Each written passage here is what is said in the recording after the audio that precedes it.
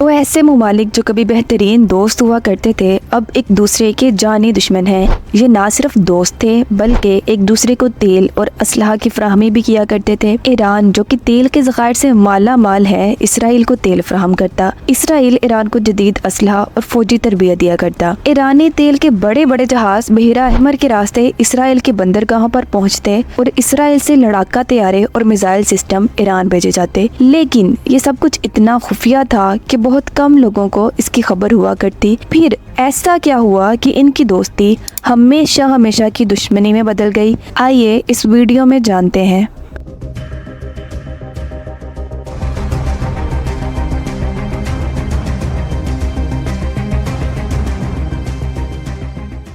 مئی 1948 جب اسرائیل نے باضابطہ طور پر ایک آزاد ریاست کا اعلان کیا تو ترکی کے بعد ایران وہ دوسرا مسلم کنٹری تھا جس نے اسرائیل کو آزاد ریاست کے طور پر تسلیم کیا۔ ناظرین، ان دنوں ایران میں محمد رضا شاہ پہلوی کی حکومت تھی جو کہ اسرائیل کے قریبی دوست تھے۔ اس کے علاوہ پہلوی خاندان کو ایران میں جدیدیت اور مغربیت پر توجہ دینے کے ساتھ ساتھ ایران کے آئین میں مذہبی اور جمہوری اقدامات کو نظر انداز کرنے کے لیے جانا جاتے ہیں۔ مورخین کے مطابق جدید ایران کا بانی مانے جانے والے آرمی جنرل رضا شاہ پہلوی نے اسلامی قوانین کو مغربی قوانین سے بدل دیا تھا۔ ناظرین، یہ کہنا بالکل غلط نہ ہوگا کہ رضا شاہ پہلوی کے یہ اقدام ایران کو سیکولر بنا رہے تھے۔ ناظرین، اس وائٹ ریولیوشن کی وجہ سے ایران میں اسلامی قوانین کے بجائے مغربی قوانین کو ترجیح دی جانے لگی۔ ایران میں بڑے بڑے سینما ہالز کھول دیے گئے، عورتیں بغیر حجاب کے کہیں بھی آ جا سکتی تھی۔ اگر دوسری طرف ایران کی مذہبی کمیونٹی اور مذہبی اسکالرز کو یہ بالکل گوارا نہ تھا، لیکن اگر کوئی تحریک ان کے خلاف مزاحمت کرتی تو اس کو سختی سے کچل دیا جاتا۔ 1963 شیعہ عالم آیت اللہ خمینی ایرانی انقلاب کے رہنما پہلی بار سیاسی طور پر نمایاں ہوئے۔ انہوں نے شاہ کی مخالفت کی۔ آیت اللہ خمینی کا کہنا تھا کہ شاہ نے ایران میں اسلام کی تباہی کا آغاز کیا ہے۔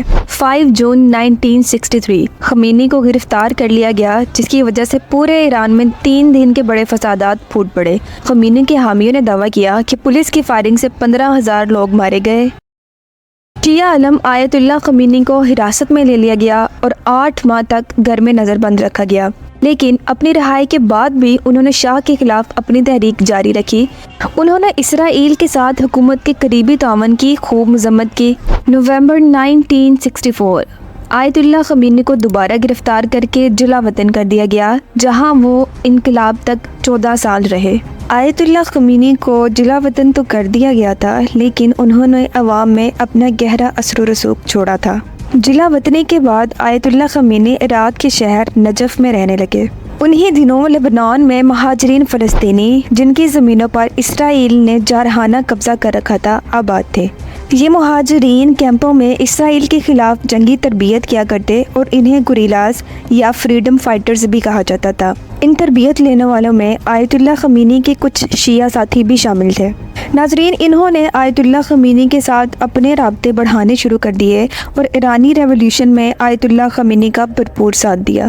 دوسری طرف ایران میں بڑھتی ہوئی کرپشن نے رضا شاہ پہلوی کی مشکلات میں مزید اضافہ کر دیا تھا۔ آیت اللہ خمینی کی تقاریر کو ٹیپس میں ریکارڈ کیا جاتا اور ایران میں غیر قانونی طور پر بیچ دیا جاتا۔ اب ایران کے اندر حزب اختلاف ایک طاقتور اور مؤثر نیٹ ورک تیار ہونے لگا۔ اب ایران پورے طور پر انقلاب کے لیے تیار تھا۔ فروری 1979 خمینی ایران واپس آ گئے۔ جیسے ہی وہ کیپٹل سٹی تہران داخل ہوئے، ہزاروں سینکڑوں افراد ان کے گرد جمع ہوئے۔ آیت اللہ خمینی نے فاتحانہ طور پر رضا شاہ پہلوی کی حکومت کا تختہ الٹ دیا تھا، لیکن حیرانی کی بات تو یہ ہے کہ ان کی آمد سے پہلے ہی محمد رضا شاہ پہلوی ایران چھوڑ کر مصر جا چکے تھے، کیونکہ رضا شاہ پہلوی کو بہت پہلے ہی یہ اندازہ ہو گیا تھا کہ اب سب کچھ ان کے ہاتھ سے نکل چکا ہے۔ ناظرین، یہاں سے کہانی شروع ہوتی ہے ایران اور اسرائیل کے دوستانہ تعلقات دشمنی میں بدلنے کی۔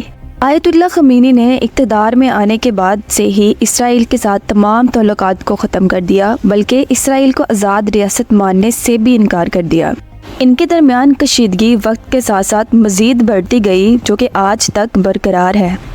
ناظرین، آپ کو ویڈیو کیسی لگی؟ اپنی رائے کا کمنٹس میں ضرور اظہار کریں اور ایسی مزید معلوماتی ویڈیوز کے لیے چینل کو سبسکرائب کر لیں۔